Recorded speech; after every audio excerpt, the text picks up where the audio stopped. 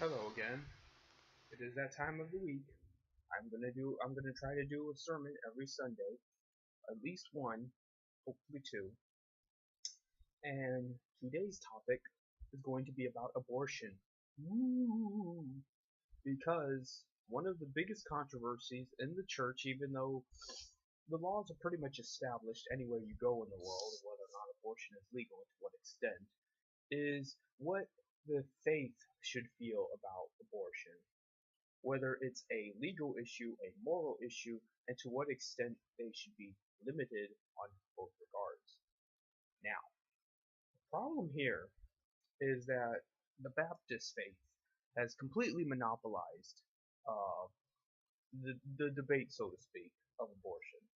Prior to baptism basically owning Christianity, um, a lot of them were more open to permitting abortions, at least in limited circumstances.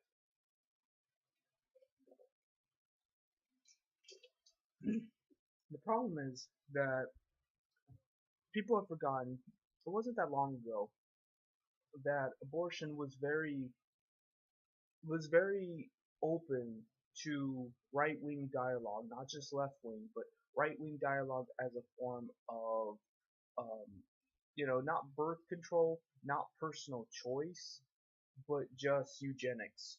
I'm not going to sugarcoat it. It was eugenics. It was a way, a method of minimizing the bad people and absolving the good people, so to speak. If you look up Margaret Sanger of Planned Parenthood, she was not fond of the blacks. She was not fond of the browns, and she used abortion and birth control as a whole as a means of minimizing the darkies. And that's okay, because at the end of the day, it's the darkies' choice whether or not they want to do that. And that was what she was trying to convey. That we can, you know, we can still have eugenics without being authoritarian twats about it like the Nazis or the Soviets or whatever.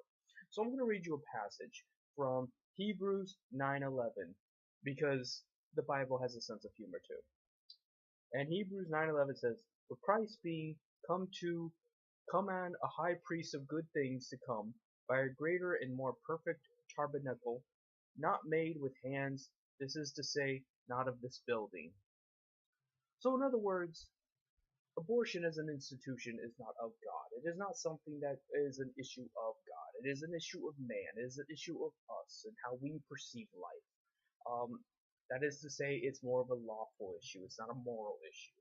And the lawful issue is that we want abortions. We do. Who wants to have kids? Nobody. Well, maybe you do because you're a cuck, but most people don't want the responsibility of children. So abortion should be accessible. Now, why should it be accessible? Well, that's not God's responsibility to answer. That's our issue to answer based on our culture, based on our perceptions, based on our little tiddlywinks mortal problems that wouldn't even occur to God, because what would God know about little moral quandaries? So this is to say that the Bible is telling us that maybe we should, do it for eugenics reasons, or maybe we shouldn't. Maybe we should do it for freedom of choice, even though I don't think women should have a choice in anything. But there's a whole slew of positions you could take. There's nothing anti-Christian about being pro-choice. The problem is, you don't have to be pro-choice. You can be pro-abortion without being pro-choice. And that's what you should do, quite honestly, because being pro-choice is kind of being a cuck, really. Oh, the women gets to decide everything, but if you as a man gotta pay child support, you should have kept your dick in bed. What? What? No, fuck that. Men should get to decide abortion, or the court should get to decide abortion. Anybody else besides the thought, fuck that. Woo woo woo, thought patrol. That's the way it should work. But that's just my personal take on it.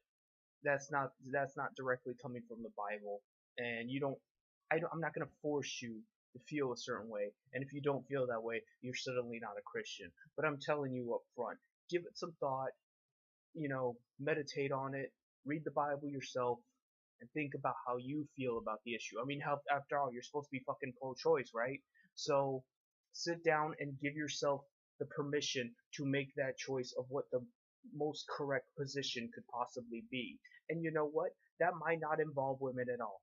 It might not involve the church at all. It might not involve anybody. It doesn't need to involve anybody. That's what the Bible is trying to tell you. Because none of this shit matters. None of what other people think matters. Even what I think doesn't matter. I'm just here trying to help you wake the fuck up. That's my job as a minister. That's it.